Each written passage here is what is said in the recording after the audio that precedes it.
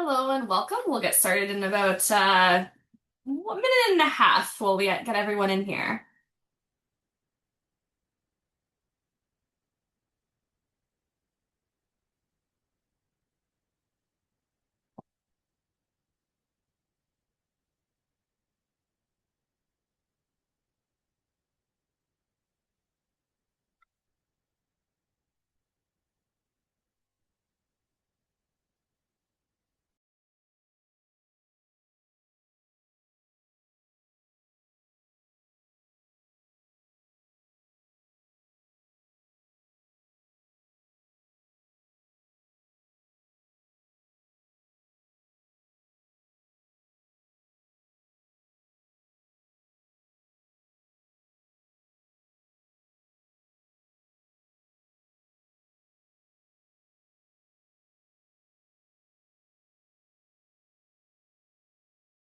Again, thanks for those joining. We'll give it about a minute so that people who are trying to get into the link can access here.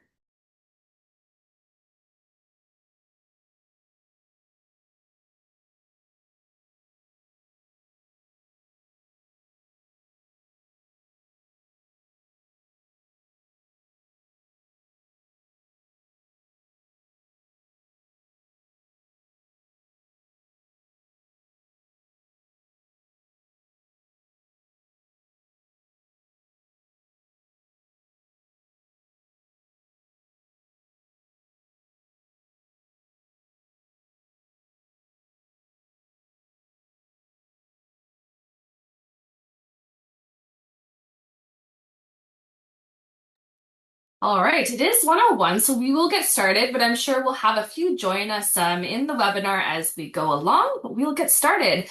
So hello and welcome to today's GRADnavigate session on unlocking opportunities beyond the classroom. I'm so happy you've come out today to learn about all of the kind of unique experiences that we're going to talk about.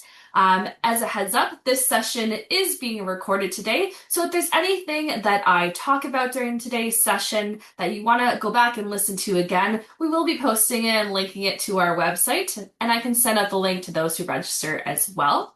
My colleague Sarah is in the chat today so that I can, if something happens technology-wise and my internet fails, nothing should shut down here and I should be back momentarily if that were to happen. So we will get started. Before moving forward, I'd like to share a territorial acknowledgement. The University of Waterloo acknowledges that much of our work takes place on the traditional territory of the neutral Anishinaabe and Haudenosaunee peoples. Our main campus is situated on the Haldimand Tract, the land granted to the Six Nations that includes 6 miles on each side of the Grand River. Our active work towards reconciliation takes place across our campuses through research, learning, teaching, and community building, and is coordinated within the Office of Indigenous Relations. And as a personal acknowledgement, as someone whose ancestors settled in the territory of the Anishinaabe, Haudenosaunee, Wendat, Neowensio, and Mississauga peoples, I seek to learn more about the injustices Indigenous peoples face, as well as the call to actions advocated for by attending workshops, reading, and conversing with the people around me. I recognize acknowledgements like this are only one step towards reconciliation, and there's still a lot of work to be done across Canada related to the inequities, barriers, and damage colonization has caused. So I highly, highly recommend checking out all the resources and events and training that the Office of Indigenous Relations hosts on campus. So please, go and check that out. As a little bit of a introduction to who I am Ashley Ryan. I am the current graduate and postdoctoral programming specialist over here at Graduate Studies and Postdoctoral Affairs. So I'm probably the face you see a lot on like check-in emails, or a lot of these GRADnavigate sessions, or a lot of events if you've been attending those in the past. I'm probably a similar person that you've seen around. A little bit of a background about myself. I have 3 degrees from the University of Waterloo. I started off in 2012 with my undergraduate, my bachelor's in legal studies with my minor in psychology. And then my gears kind of shifted a little bit. I was initially going to go to law school, changed my mind, stuck around for my master's and my PhD in sociology, doing research in crime and peer influence. And I also, during my graduate studies, was student wellness coordinator over at the Graduate Student Association. So, before we talk about all the things that we're going to talk about today in our plan and how today is going to play out, I want to talk about kind of setting the tone as this graduate student experience that you're going through, whether it be your master's degree, your PhD. Envision this as your launch pad. Your time as a graduate student is more than just coursework and research. It's time for you to explore and try new things and to build skills. So, of course, you're building skills already during your graduate program milestones, and the other things that you're doing in your program, like defense work, comprehensive exams, and your courses, and interacting with other students. But there's so many things that might come your way as an opportunity that can also help to bolster the skills that you're already learning or help you add on skills that you may not even realize that you could be missing or could be building upon that may help you, whether in jobs that you're looking to potentially take on in the future, or it might even make you switch gears altogether. But either way, this is a good time to kind of build that base so that when you start to get to the end of your graduate school career, you can kind of take off into whatever career trajectory that you're looking for. So here's the roadmap or the plan for the rest of this session. We're going to be talking about the benefits of trying new roles and activities and opportunities. We're going to talk about where to find unique opportunities and experiences that some of which I didn't even know was a thing until I was doing a little bit more digging for this session in particular. So I'm excited to share some of those. We're going to talk about how to evaluate each opportunity that comes your way because, of course, we can't say yes to everything. So we need to figure out how we decide which ones that we pursue and which ones we maybe leave for someone else. And of course, for the opportunities and experiences that come your way that you maybe don't want to do or is not a good fit at the time that it comes your way, we need to figure out how to say no, which can be easier said than done. So today we're going to talk about some kind of tips and advice for how to say no. And I'm also going to leave you with some examples and statements of how you can actually say no for opportunities that don't fit. And of course, we're going to be talking about resources, and I will be happy to answer questions at the end as well. If you have questions that pop up in your mind as we go, you should see the Q&A function probably at the bottom of your screen. Feel free to type in questions whenever they come to you, and we will address them at the end as well.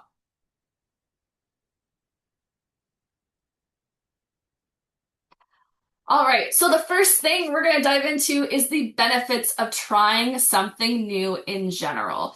Well, there's quite a few benefits. The first one I talk about is the ability of it gaining a broader outlook on life and your career. When we try something new and we're talking with people from different walks of life and we're networking, we're trying different skills, we're learning about things that we maybe didn't even know existed. Not only is this like widening your horizon and giving you a different perspective and a different angle of a bunch of different things, it's not only going to give you that broader outlook for your career trajectory, but also in life in general, and even how you approach relationships with your friends, your family, your supervisor, colleagues, and just anyone that you might come across in the general public. So it's really good from taking that targeted tunnel vision and really pushing it out and expanding it as much as possible. Another thing that it's really great for is providing a snapshot of different career options. So there might be some kind of types of job tasks or things that you might be interested in, but without being able to try it out, you don't have a really solid know of if you're going to like it or not. And so if you try it out, and even if you're a little nervous, like kind of stepping a little bit out of your comfort zone to test it out, even if it's just for a day, that will help you figure out what you liked about the experience, what you didn't like about the experience, and maybe what things you might want to avoid in a future job or opportunity. And it's often available to you in some form of short-term opportunity. A lot of cases are, and often low risk, where you can kind of leave the opportunity and say this is not for you, and then move on to something else. So what this all does is trying something new really provides that nice little snapshot or picture of what a different career option might look like, or just job in the career that you're kind of envisioning for yourself.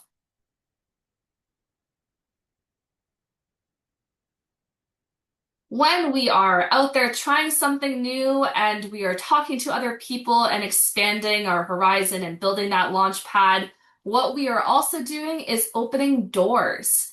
So when you are out and you're networking with other people, those people, even if they're not directly in your line of proposed work or in your field, may have opportunities that come to mind later that they might even offer up to you or reach out to you or post about it on their LinkedIn that you might be interested in. So that can always come in handy, and it goes both ways as well. Of course, that you may also be also able to offer opportunities to other people in your network too. It also builds your resume and makes you look like very like well-rounded, and you have so many different types of experiences. And that could be beneficial if there is maybe even like a niche kind of job that requires some different skill sets that don't always see aligned together. If you can pull those different experiences that you have from different jobs, different opportunities, and you can demonstrate this in your resume or in an interview, that can be a benefit as well. So something of an example of this, when I was an upper year undergraduate student and also as a graduate student, I was a Don at the University of Waterloo. And in this role, I had the opportunity to, of course, network with a lot of other Dons who were not like in sociology like I was. So I was, making friends with and networking people with people in engineering and then the healthcare sector and, biology and fine arts and all of the different areas. And there came an opportunity to me that I never would have seen if I hadn't done something like that on campus. I had one of my co-dons approach me, and he was in engineering at the time, and they were working on building certain mechanical arms for children that have had to have arms amputated. And what they were interested in doing was taking on someone from the social sciences onto their research team in order to run some focus groups. And so that it didn't end up playing out fully because of funding issues and whatnot. But the idea is that I never would have been able to even have that experience necessarily come up to me in this completely different field of engineering if I hadn't been networking and meeting other people. So it really is a great way to open doors. Another great benefit is that when we are trying something new and we're very, being open-minded to different experiences, that's enhancing our creativity. And there has been studies to look into this as well. So not only when we're experiencing different things and we are taking on different opportunities and meeting different people, like I was saying a few slides ago, when we're getting those kind of different perspectives and those different angles of life in general and the field that we're looking at and different jobs, that will allow us to, spark new ideas for things to try, products, different research ideas, different things you want to do in your life. It just can make you more creative and open the door to more ideas coming to you.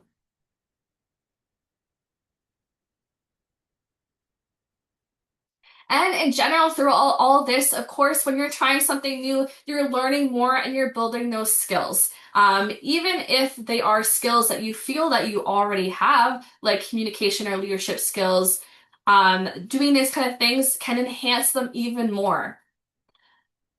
And so how we do that is taking those steps outside of our comfort zone, which I know again can be easier said than done because within our comfort zone, we already are very comfortable with the things that we already are doing and learning.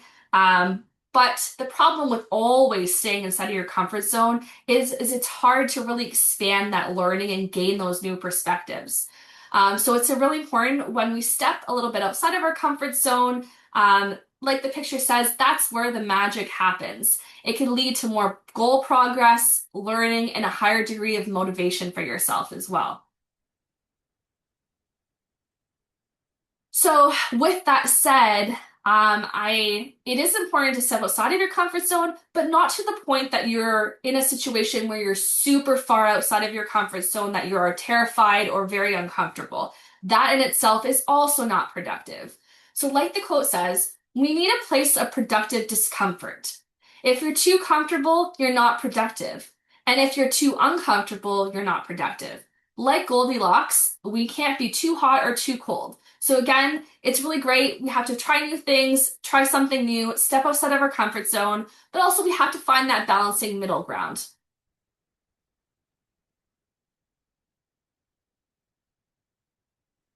So I already talked to you about, the importance of trying these new things. And you might be in a situation yourself that you are trying actively to find new opportunities and experiences to help your professional development and personal development, or to help in that building that launch pad for your future.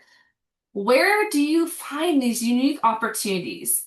Of course, like a lot of people, and myself included, when I was a grad student, you check things like job boards and LinkedIn and some of the more opportunities that are more heavily advertised to you.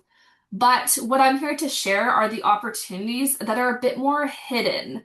And like I said at the beginning, some of these opportunities I didn't even know existed or were a thing or came to mind until I started digging in online and looking around for those more really unique things that people might be missing.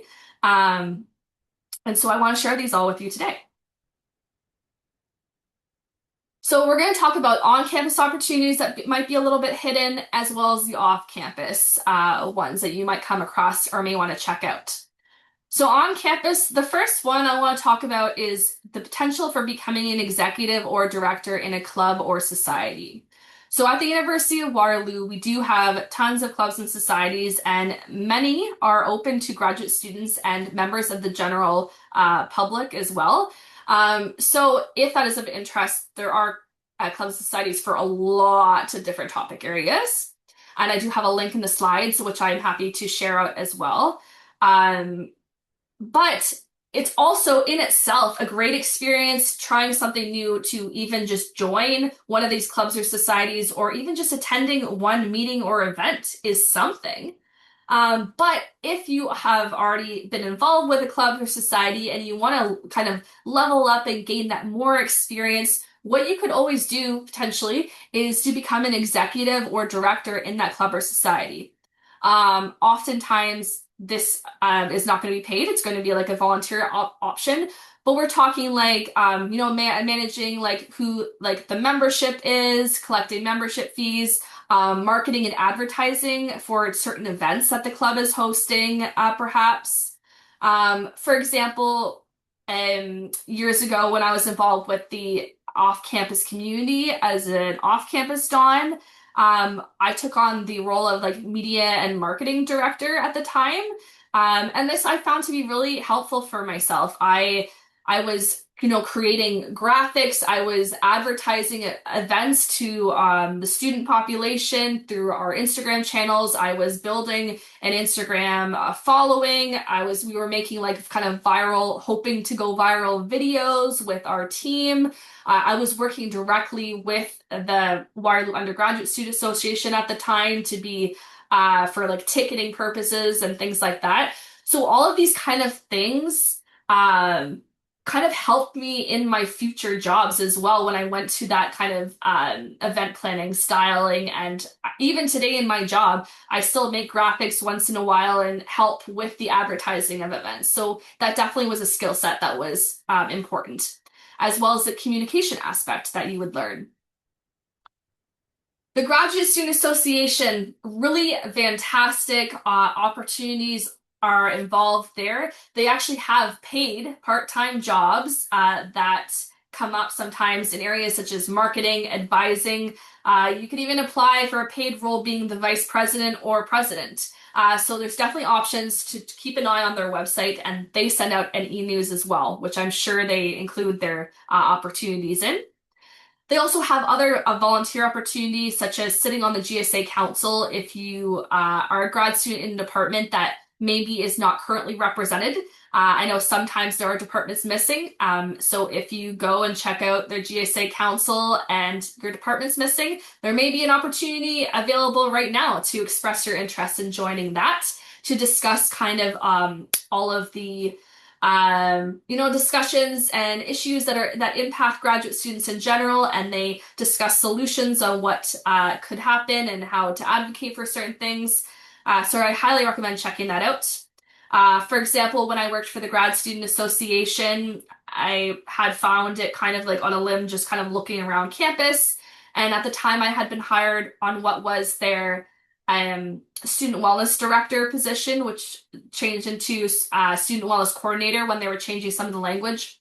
Anyways, a lot of my job, I was creating and running wellness-based programs and initiatives across campus. I was doing Instagram like wellness takeovers. I was really getting familiar with the policies on campus because I was meeting with and advising graduate students that came to me about a variety of different issues that they were facing during their time as a grad student. So all of those different experiences really prepared me for my current role, even at Graduate Studies and Postdoctoral Affairs. And it was a great experience. And I was paid for it too. So going to the next one, university committees, working groups, or community of practice membership. There are a lot of committees, community practices, and groups around campus that discuss various things such as student wellness, food insecurity, issues related to grad students. There's a lot of different options across campus. And many times these committees and community practices will have community practices a lot of time people can just whoever can join. Committees a lot of the time will have roles available for students in general. Sometimes they are compensated, sometimes they're not. But either way, it's a great experience to network with other people on the committee, get involved on campus, learn about those kind of discussions that are happening, and it looks great on a resume too. Conference planning, moderating, and proposal review. So, of course, being in the academic sphere, we have tons of conferences that are happening on campus. If there's one that really catches your eye and you think is kind of of interest to you, not only can you, register to potentially go attend the conference, what you could do is reach out to those conference organizers and see if there is any assistance you could provide to get experience. Whether it comes from the planning behind the scenes, moderating sessions, reviewing proposals. There's a lot of different roles that kind of go into those large scale events, and in many times they're looking for supports. So if you offer that, it is a great opportunity to get that experience. Convocation happening twice a year in June and October. There are paid roles as ushers, wayfinders, and roles in accessibility. So again, great experience working with people and communicating, and strategic thinking and working with others. Those are the kind of skills that you can kind of build looking through all of these opportunities. And again, same thing, it looks good on resume building as well and networking. Similar to my example before, you could go to apply to be a residence don over at Columbia Lake Village, where our graduate students live, or check out some other jobs that are often paid available on campus for graduate students in particular, such as those that are sometimes pop up through the Center for Career Development, the Student Success Office, the Writing and Communication Center, and the Center for Teaching Excellence. So keep an eye on the grad e-news for those, but also keep an eye on the individual websites, because I've seen sometimes the jobs can pop up when as needed, but I really see them happening like right before the start of a term or at the start of term, when kind of programs are getting kicked into gear. But they can pop up whenever, so it's always good. We're going to talk about in a few slides about how to keep an eye on those things as well.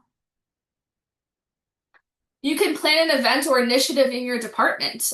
So, for example, when I was near the tail end of my PhD in sociology, one thing I really wanted to do before I left was try to do something to connect the students that I had met through my years and those who were, new to the department. So I pitched the idea to my supervisor who happened to also be the grad chair at the time. And I was like, hey, like I would love to bring the cohorts together. We don't really see each other much, especially since when students get to the comp stage, it can be a little isolating and students don't as necessarily see each other as much. And he was like, yeah, this is great.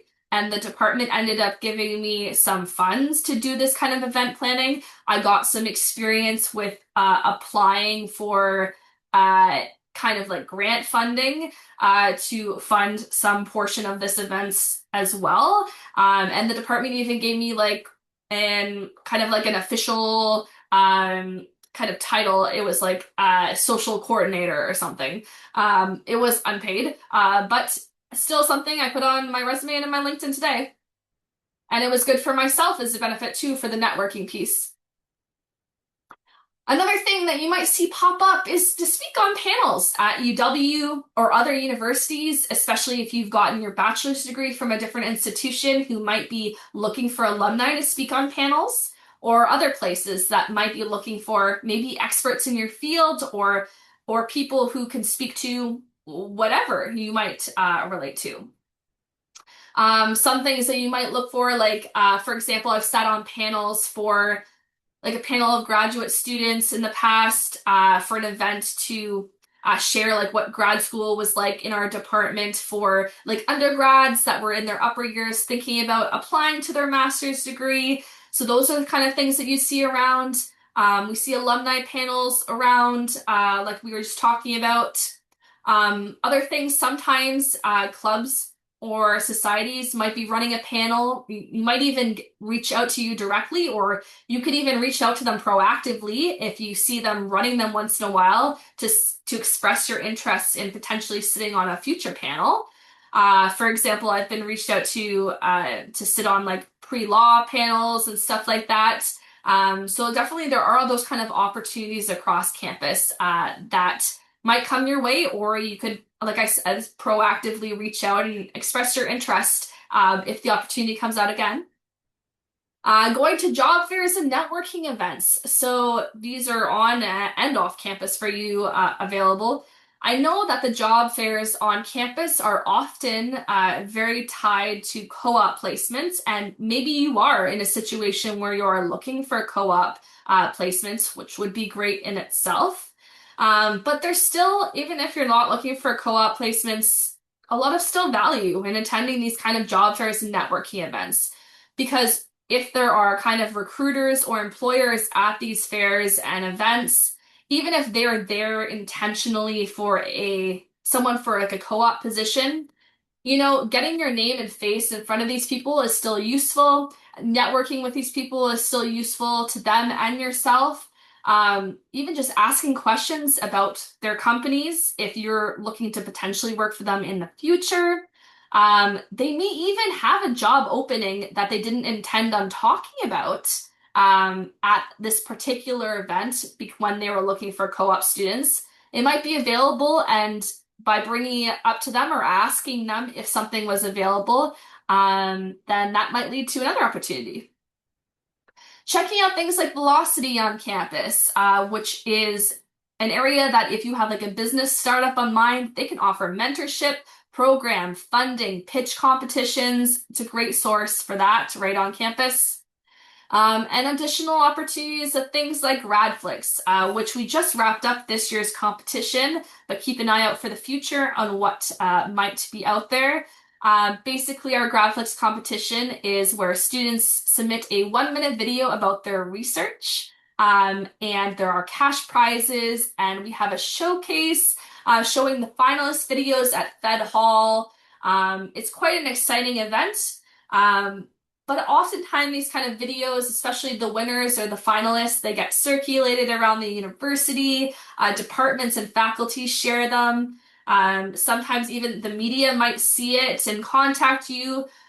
Who knows? I know there is one of our situations where we had one of our past participants who also happened to return to our GradFlex competition as a judge one year, had mentioned to me in an interview that when he went actually for a job interview, the employer and the interviewer brought up his um, GradFlix video because I guess he had looked him up online and had found the video. And so any kind of these opportunities, not only would that video making experience might be useful later for like research communication purposes, but having those things online or just practicing and doing those things and networking, it might come up like down the line, even years later, and you might not even realize it. So that's some of the examples of things that are on campus. There are tons of other options. So I imagine my biggest encouragement to be to do just some exploring. So here are a small example set of opportunities that you may find off campus that you might not have thought about before. And I know, especially like I just said about on campus, where there being, I'm sure, tons of other opportunities. This is even like you know, 100 times the case when I'm talking about off campus. There are so many hidden opportunities, you know, in the world, you know, in Waterloo, in Kitchener, in Ontario, in Canada, or internationally, that you might find something hidden that might be really interesting to you to try out. And sometimes when they're really hidden opportunities, what that might mean is less people finding them. And what that could mean, as we'll talk about in a minute or so when I give an example, is that it might increase your chances of getting selected for that opportunity. So, what are some examples for off campus? The first one being journal editorial boards. That actually might even be on campus as well. I've had some opportunities come my way that I've looked into as well, in terms of serving as copy editors or editors. When I was an undergrad on an undergrad journal we had, and then again as a grad student. So check in. Does your field have a graduate student like journal for your research? If so, maybe you could even get involved right on the editorial board. A really great source, and the link is there, and I'll send it out, is Volunteer KW. So basically what it is basically a database of various volunteer and board director roles in the region. So this is it's a very like wide span of things, and it really varies a lot too, of like very base level jobs of like um you know, helping out with like a 1 day event and just kind of like hanging out by a booth, to you know, conflict management circles where you have to have certain training for, to even calls for board of directors for a tons of different, you know, organizations, and you know, things like Crime Stoppers, like all of these kind of different groups in area that require board of directors. Sometimes it's like, you know, really shared out through services like Volunteer KW, that the general public, if you have the expertise to check it out and the eligibility, those opportunities might be listed there. Another thing you could check out potentially are provincial and federal government boards and committees. So what I was looking into a couple weeks ago when I was building this kind of presentation was that I didn't realize there are so many committees that are put together for the government at the provincial and the federal level. Some of them, of course, are closed off specifically for government members. Many of them have spots or availability for the general public. So they have like kind of short or sometimes long, it depends on the committee, kind of application processes. In some, of course, you'll have to have a specific like knowledge base, because they're very specific, like usually about like agriculture, for example, or environmental ones, child welfare. So of course they're looking for people to serve on these committees that have a bit of that kind of knowledge background. But there are so many different boards and committees in tons of different fields that would probably, I bet you any money, you'd find something that really relates to what you're doing as a student or the experience that you might have already. So that's something really check out. Another interesting thing that's a bit more niche is, auxiliary members of services. So basically serving as like that backup trained support for, Waterloo Regional Police. You can be an auxiliary member for search and rescue crews if someone goes missing in the area. Uh, they will, typically in this kind of scenario, I've never become an auxiliary member of a service, but they will give you a substantial piece of training, and you're kind of like an on-call, unpaid position to come and help in like serious situations. Even different services such as like, for example, the Canadian Coast Guard also has auxiliary members as well. Something you might think about is sports. So it doesn't matter if you have a kid on a sports team or you don't, you could always reach out to different sports organizations, even on campus or off campus. We have, for example, there's different soccer teams, there's baseball teams, there's hockey teams, there's tons of different types of sports that require coaches. And they also require referees a lot of the time, especially for the groups that are under 18. So this is, great opportunities for, things like conflict management skills, building those up, communication, strategic kind of like organization of, players on a field, kind of like managing a team. All of those kind of things are skills that you can acquire through those kind of opportunities. And they're often seasonal too. So if you do it for like a couple months in the summer for a soccer team, then you don't feel like you have to necessarily return the next time. It's like a one and done situation. If you find yourself, if you are someone who is spiritual or religious and you are already maybe even involved with like, a church, a mosque, a synagogue, like whatever the case may be, those places may also have opportunities available, whether it be, running different groups, running different events, whatever the case may be, you may be able to reach out to people who are on staff at those kind of locations and places to see if they need extra support that or you may be able to serve a role. Some of these even have paid positions available at them. Checking out Skype a Scientist. I have recently learned about this and it's a really cool platform. It's international. Basically what happens is that you apply to be like on the registry of these like scientists, and they will actually connect you with a classroom from maybe even somewhere else around the world. And you could talk to like a class in a totally different country about the work that you're doing, and the research that you do. This is a really great opportunity for presentation skills. It's just a really unique experience. And then, of course, which is available to you already as a student at the University of Waterloo, you have access to LinkedIn Learning and MyTax, which is technically off campus, but we advertise it heavily on campus as well. Tons of different courses and trainings and certificates that you can get. One place that I have recently checked out that I found cool is the training that's available through the United Nations.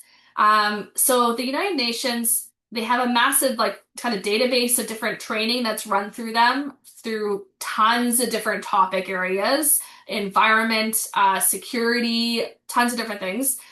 Some of them are paid kind of training programs. Some of them are completely free. Some of them will give you certificates at the end. So I would recommend checking that out for kind of that unique kind of training experience. And then another really cool thing is that sometimes, like, online magazines or whatever the case may be online, you might be able to find niche opportunities in content calls.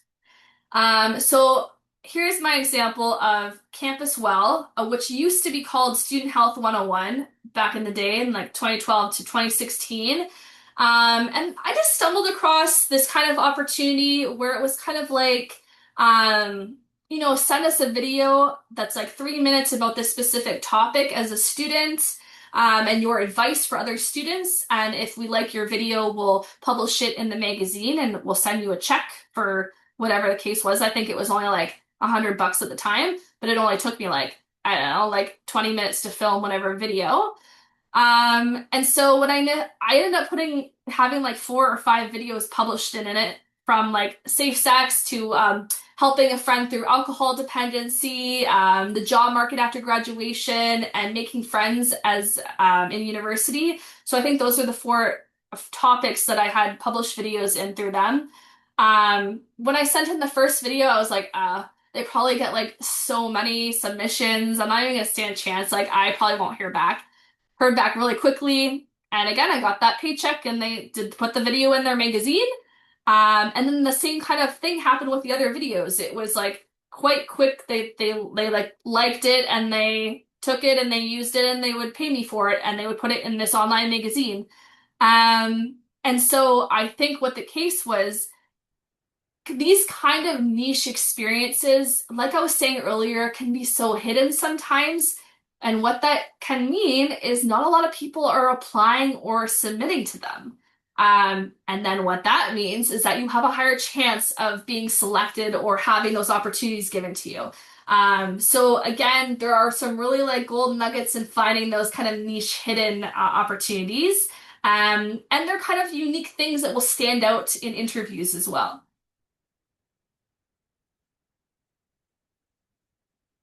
All right. The other thing I wanted to talk about is personal interest projects. So really there's value in trying something else and trying a project or a personal initiative just because it interests you. Of course, most of the time you won't get paid for this, but if you want to try something else to test it for a potential career or to learn certain skills, you can actually, make those opportunities for yourself. Um, and it might push you into different networks and experiences and perspectives you never even thought were going to be a thing or never thought about before. So I'll talk about a few of my personal interest projects that have come up throughout the years as examples.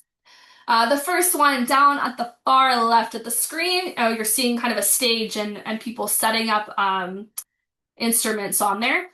When I was 17 years old, I don't recall what sparked this idea or plan, but I really wanted to do something for the Make-A-Wish Foundation of Canada.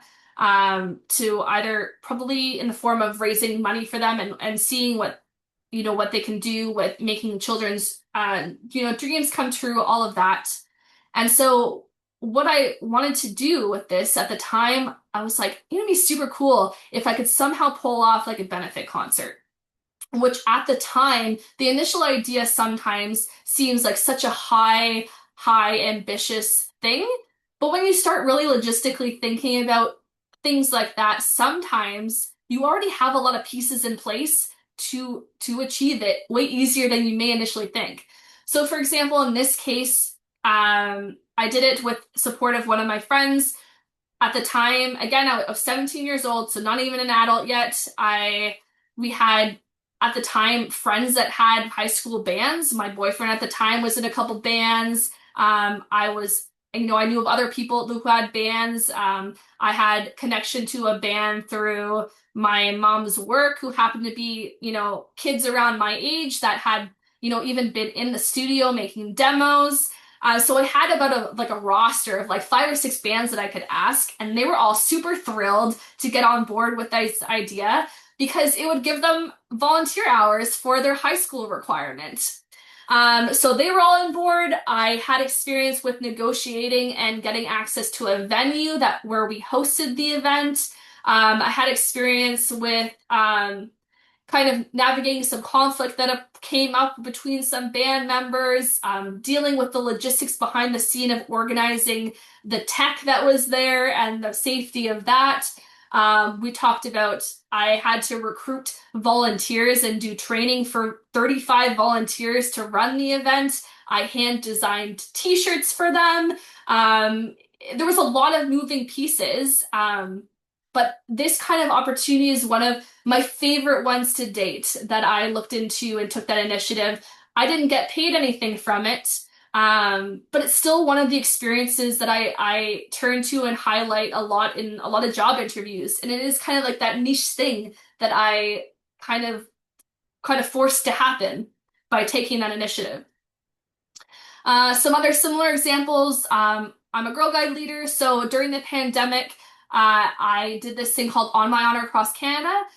So if you don't know what a Girl Guide is, it's equivalent to a scout. So like they earn badges in wilderness survival and sell cookies and things like that. There's a lot to it than that, but that's typically what people know about it. There's this song that a lot of people sing in our field of Girl Guides and Scouts. It's called On My Honor. And I had a little bit of video making experience already from previous examples that I have given you. And I thought, it'd be really cool if we did like a large connection thing. And so all I did really was, talk to different Facebook group moderators from the different provinces about getting access to share about what I was planning to do. And then I had a post that I posted in a lot of these groups saying, hey, I'm putting together this video, and what I'm asking for is for people to send me videos of themselves singing this specific song, and then I'll kind of mash all the pieces together so we can have like a across Canada all singing together. And so I was able to get videos sent to me from literally every single province and territory except for none of it. But Northwest Territories, Yukon, all of the other provinces, all the provinces were all represented in this really neat video. And it was something that actually ended up going viral. We had it shared from like the International Association of Girl Guides and Scouts. We had it shared in Hong Kong, Argentina, Australia, Brazil, and nothing that I had done aside from making the video that people had seen this and they thought it was so cool and they loved the message that it shared and the connectiveness that it brought, that they kind of shared it out and it went all around the world. So those are kind of things that you can talk about. We're gonna skip over one because we don't have time for the trivia example, but another thing that is my most recent interest project is wedding videography.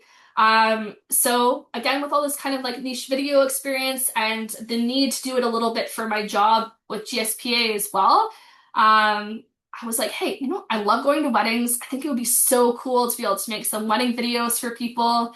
And it's such like an emotional film experience. I put the call out on my Facebook, and there happened to be some, friends of friends or high school people that were getting married at the time that completely just let me come to their wedding and film the whole day, and they fed me and everything. But it was a great deal for them as well. They get a free video out of it. But it was really great. I got to talk to people that I never would have the experience of talking to from the wedding industry. Tons of different perspectives. I got to ask a lot of questions about the jobs that these people do, such as the photographer that was on the site or the DJ. Really learn about the ins and outs of what they do and how they got into that line of work. These kind of things. It's just really great to get those kind of different perspectives and experiences. So if you have something in your own life that you're thinking that might be of interest to you, dive in and check it out. Even if it's just like a small scale thing, it's worthwhile just to explore and see what you like and dislike about it. So how can we stay informed about all of these opportunities that are floating out there? Because it's overwhelming, right? There are so many things that we can get involved in. How do we go about, narrowing down where to find them? And here are some examples of things that you could do. You could pick one, you could pick a few, you could pick different things altogether that you come up with. Some things I recommend, university communications. Actually reading through the graduate student e-news when it gets sent to you on Thursday afternoons, or the daily bulletin. There's a link to subscribe if you do not currently receive it from the university. Checking out LinkedIn once in a while. Even just putting aside 10 to 15 minutes each week to search for a potential opportunity or an upcoming event that you could attend. You could save some of the links or lists in these slides that I'm talking to you about today to check out once in a while, such as Volunteer KW. And again, I'll send out the slide deck, no problem. And also just chatting with colleagues, friends, family, your supervisor, all the people that are already in your life. Like for example, when I was going into my 4th year of my undergrad, I was like taking the change from going to law school and I wanted to go into grad studies. So I reached out to a professor at the time that I had a few classes with, and I was like, I was honest. I was like, hey, I had initially thought about going to law school. Now I'm going to go into like my master's and potentially PhD. I really would like some research experience. Is there anything that you've like heard that you have an opportunity for, or you've heard someone else might have an opportunity for? And he was like, this is perfect timing. I just got funding to hire some students for an experiment that I need to run in criminology. Would you be on board? And of course, I definitely was, and it gave me a paid part-time job for an entire year. So sometimes those kind of email raw, like honest emails out to people that are not just cold emailing everyone, but like very intentionally emailing, can have really great opportunities come your way.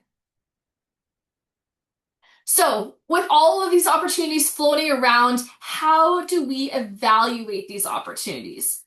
And there are different things to do that you don't need to spend tons and tons of time on, but are things that I recommend at least considering before you say yes or no to an opportunity. So, starting at the top, does it fit my schedule without compromising key responsibilities?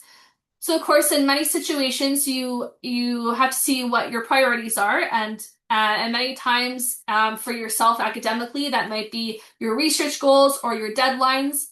But there is some wiggle room in this. Other things I want you to keep in mind is it an opportunity you really want? Is this a once in a lifetime chance that you might not get again?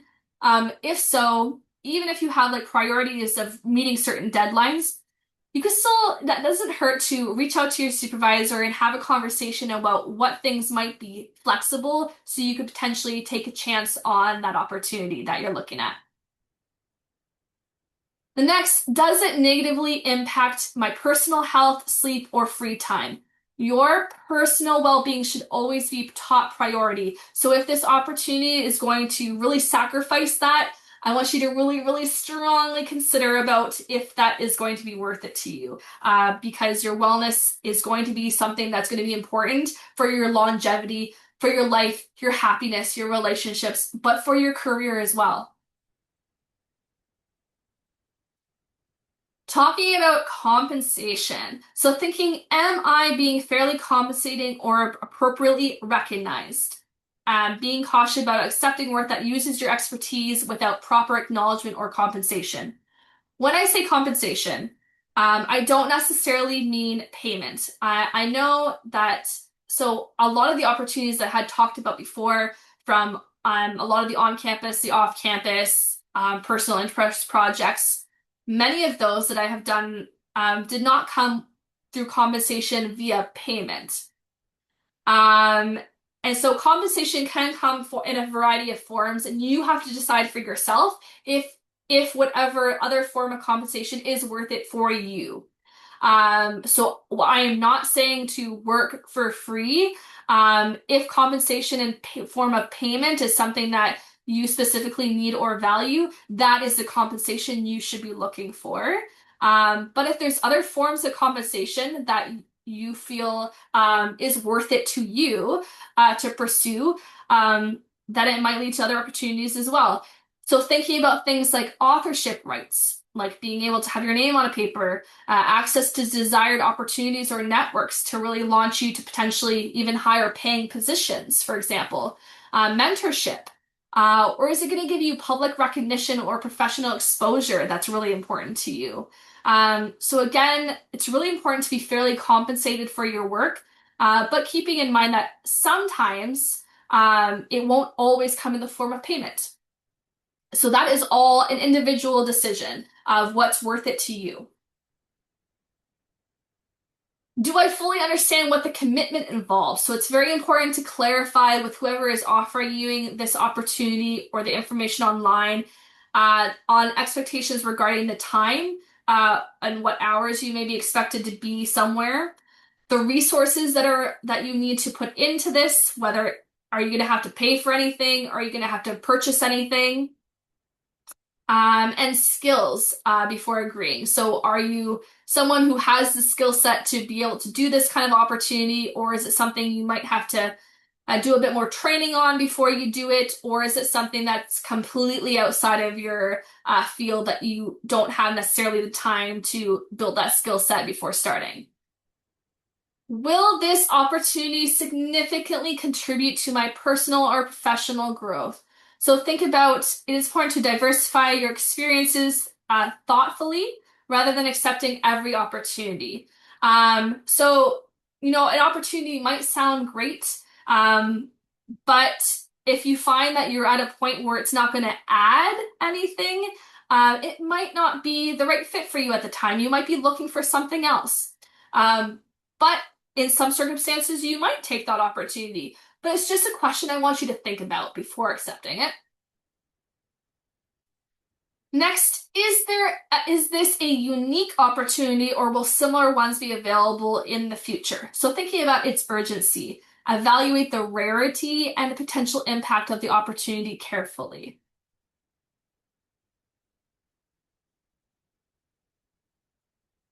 So, two other things. Am I realistically able to complete the requested task without undue stress or preparation? So what we don't want to be doing is agreeing to tasks that require massive additional training or prep time, and then maybe not even being able to follow through with it. That could potentially damage, bridges and your network. So it's something that you really have to think about if it's something that you're ready to take on. And also something to think about if you're in a situation where you're most likely going to say no to opportunity. Think about could I help someone else say yes instead? So thinking about do you have a friend or a family member or someone else or in your network and a colleague, another student who might be a really great fit for this opportunity that you're going to pass on. And that's someone that you could maybe suggest their name to the person or let that person know about this opportunity that might be available. You're helping them, and they might help you sometime in the future doing the same thing and recommending your name.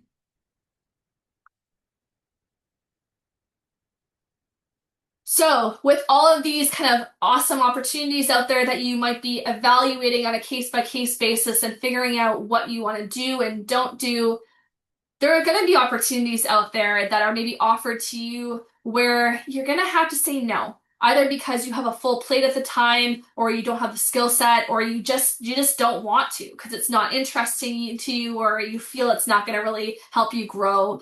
You just don't want to do it. So, here are some tips and advice to say no to opportunities. Even just practice saying no in front of a mirror, friends, family, to yourself. Even just like verbally saying the word to get comfortable with saying it can be helpful.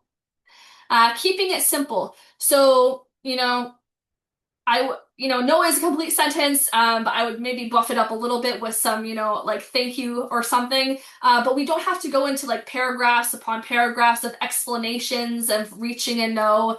We can keep it very simple and it will be very clear if we do that, which is our next point, to keep it clear and concise. So again, we don't want to go giving massive explanations and all of these things. We want to provide whatever information is necessary and to be very clear that it is a no.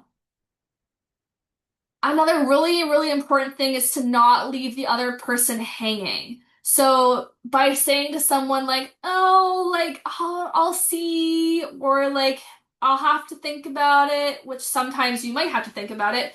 But if it's intentionally used as like that you just don't want to say no to the person, the act of actually leaving them hanging and waiting on you is in many cases going to be worse than just like giving them the answer of no straight up.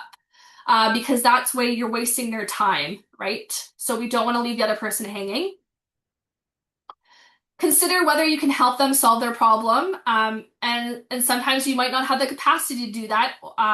But like we were saying at the other page, if you have a friend who might fit the opportunity really well and be really thankful for you for following their name, you may be able to make a recommendation or make a recommendation for a service or a person even.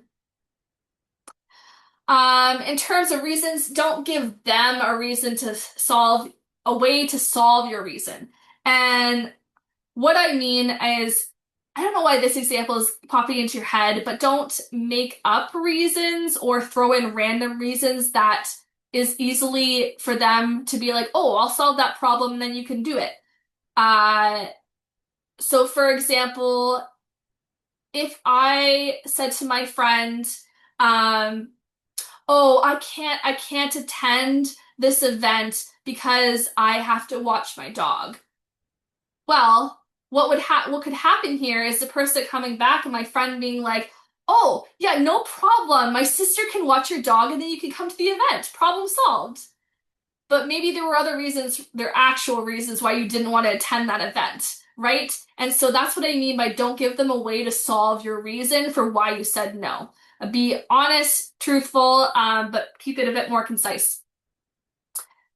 Um, if it's time-based commitment, be clear with expectations of when you could potentially take on something and when you can't. If you have an opportunity come your way and you want to say yes, but there's something standing in your way that's not making it possible. So, for example, if your supervisor comes to you and they have a great opportunity for you to take on, and you want to say yes to it because it would be really great for your growth and development, professional wise, but there's a deadline, for example, that's conflicting. Help them make it possible for you by having that conversation with them about saying, I would love to take this on. It sounds like a great opportunity, but there's this other deadline that I need to meet that I won't be able to do both. And then talking about, is this other deadline flexible so that I could do both things? And then a simple formula at the end is showing appreciation and then a full no, or maybe with a specific deadline of when you're going to provide a full answer. So here are some examples of 10 ways to say no. Some examples: no, I'm sorry, cannot commit to that right now. Another one: thank you for thinking of me, but unfortunately, I really can't take on another thing right now. Um, Another one: I'm really spread thin these days. I just can't take it on right now. I don't have the bandwidth with that right now, so thank you, but no. It doesn't sound like the right fit, so no. It sounds like a great opportunity, but I'm not taking on anything else right now. I do know of someone else I could recommend who would be a great fit. These kind of things, they signify like that, oh, thank you so much for thinking about me, but I'm going to pass on this. The answer is no. We're not leaving people hanging. And again, all of these are in the slide decks as well if you ever want some tips on that. So the key points that we talked about today is it's so important to try new things, strategically evaluate each opportunity before saying yes or no. Say no when you do not want the opportunity or you feel it's not a good match, or for your growth. It's important not to leave people hanging when you do say no. And it's great to check out the resources that are available to you on and off campus, some of which we're going to talk about briefly right now. So some resources on campus that I highly recommend checking out: things like Graduate Studies and Postdoctoral Affairs, which is our team, and the Graduate Student e-news, which comes out every Thursday, that will share events and opportunities and funding. The Graduate Student Association, the Student Success Office, the Center for Career Development, the Student Success, oh, I put that both times. Ignore the second one. Writing and Communication Center, the Teaching Support Unit, formerly the Center for Teaching Excellence, and there are tons of other resources on campus with staff that are so eager and willing to help you out and navigate and give opportunities and experiences. So please check out what's available on campus. And some upcoming events and programming. Well, you might be thinking about some questions for me right now. You can pop them in the Q&A. While you're doing that, I'll talk to you about some of our upcoming GRADnavigate sessions. Next week, we have our Demystifying Comprehensive and Qualifying Exams GRADnavigate session on March 25th. So if that's of interest, come check it out. And then we have an in-person with pizza Supervisory Relationships and Self-Advocacy session on April 7th over at CLV in their community center. The QR code on the screen will bring you to the GRADnavigate session.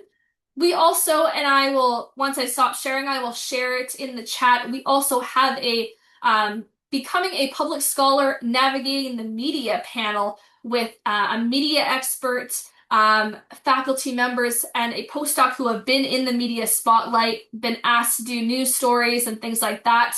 We have a panel with lunch coming up on April 2nd. So if that's of interest to you, I will pop the link into the chat as well.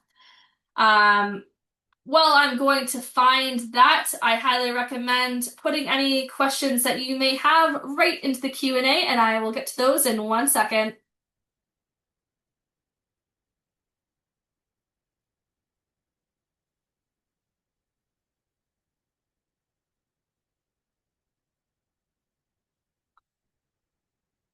All right, so I do have the link right here for that media panel. So if that's of interest to you, again, we're going to be serving lunch. So it's a great opportunity to come on out, get some free food, and listen to a fantastic panel if that's of interest to you. Really great tips are going to be shared.